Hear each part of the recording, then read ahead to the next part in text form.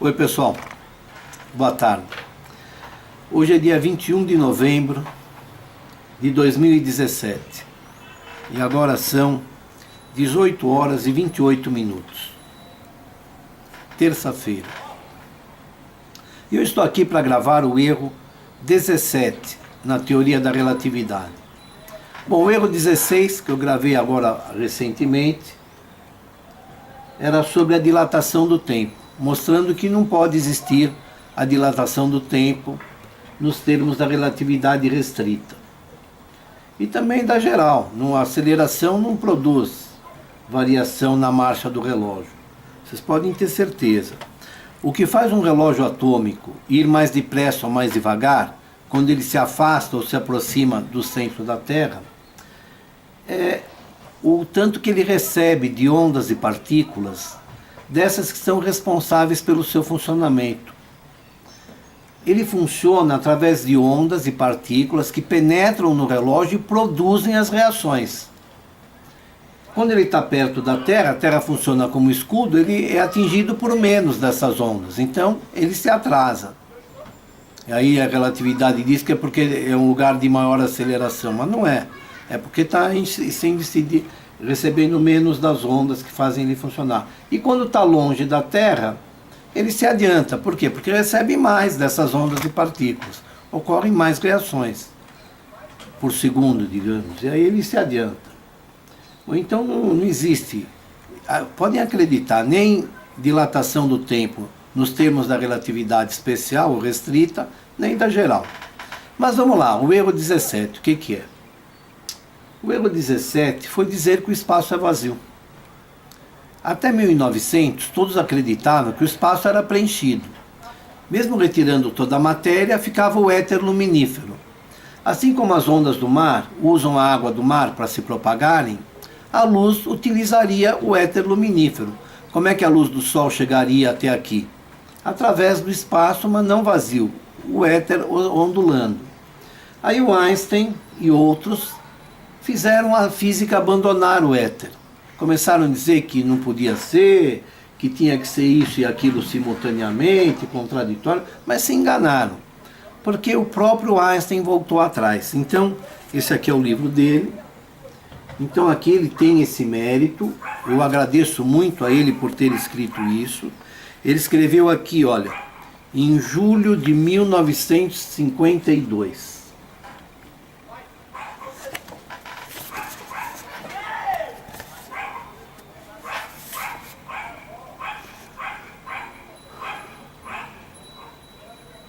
É nota para a 15ª edição.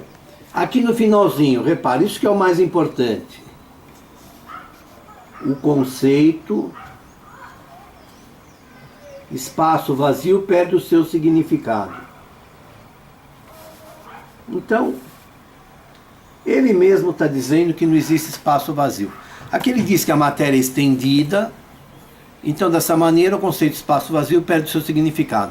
Repare que a matéria sendo estendida, o experimento de Michelson e Morley se resolve por arrastamento do éter. Se tem coisas invisíveis aqui que vão junto com a Terra, então lá no laboratório eles não podiam detectar a diferença de velocidade fazendo a luz viajar assim, ou quando a Terra deu meia volta, coisas assim. Dentro do laboratório daria tudo a mesma coisa, porque a extensão da Terra existe mesmo, coisa aqui invisível que vai junto com a Terra e produziria o que a gente pode chamar de arraste do éter. Bom, tudo bem, então o Einstein falou que o conceito espaço vazio perde o seu significado.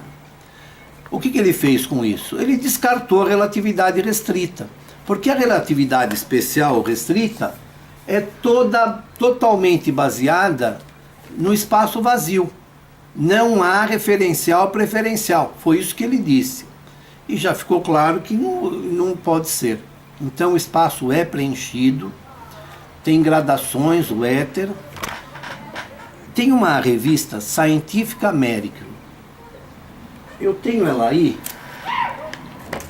mas não está aqui. Essa aqui é outra, tá? Mas é Scientific American. Então está escrito lá, os grandes erros da ciência. E aparece um Einstein aqui, e escrito embaixo assim, Primeiro abandonou o éter, depois voltou atrás. Não eram exatamente essas palavras, mas era isso. Abandona o éter, depois retorna ao éter.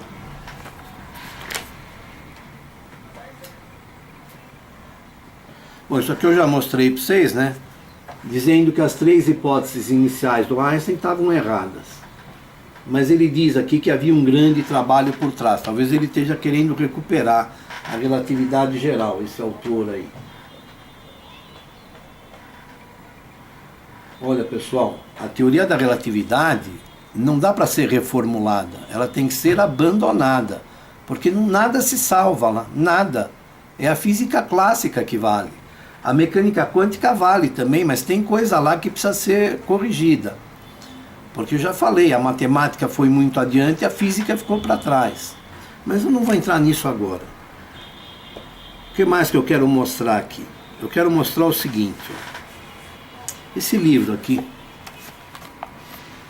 escrito por Oswaldo Polidoro, para quem quiser acreditar, na época de Jesus era o João Batista, também foi Moisés, Elias, Kardec.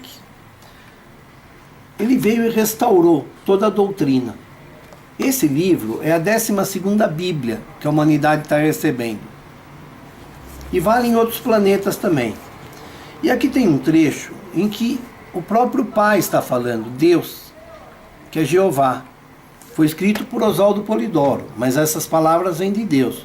Oswaldo Polidoro é um espírito deificado já. Então vou ler primeiro aqui, ó. Ele está respondendo, o Pai Divino Jeová está respondendo ao anjo Gabriel sobre os habitantes da terra e os 10 mandamentos.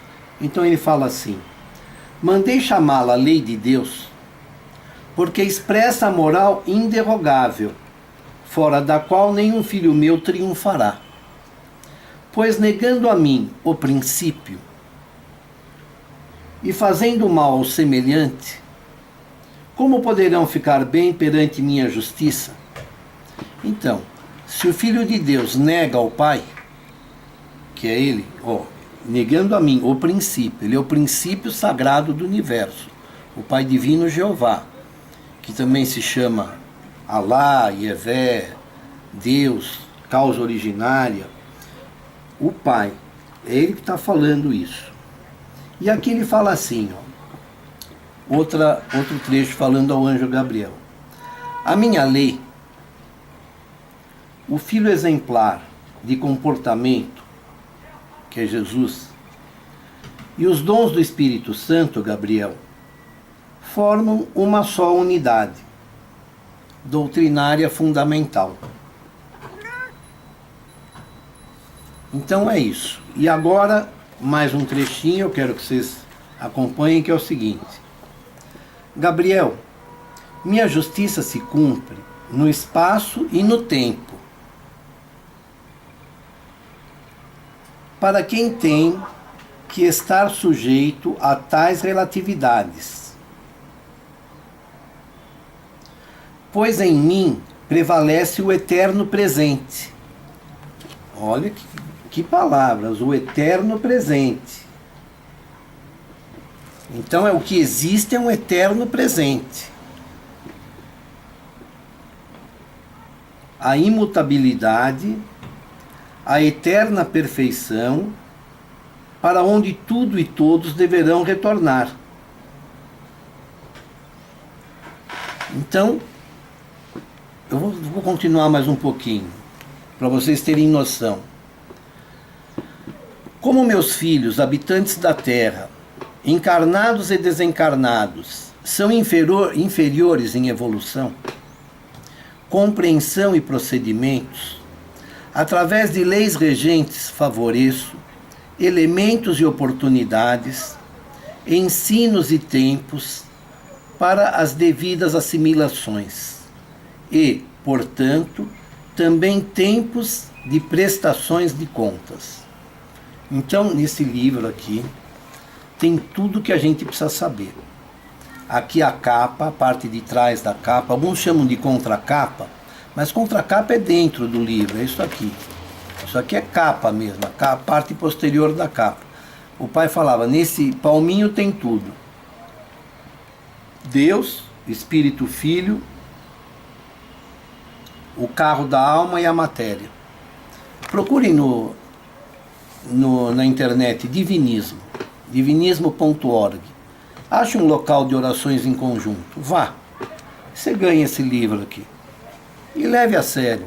A sua vida é uma antes e outra depois. Tem que estar em contato com o divinismo. O pai sempre fala: todo aquele que chega a mim não volta do mesmo jeito como chegou. Há uma modificação.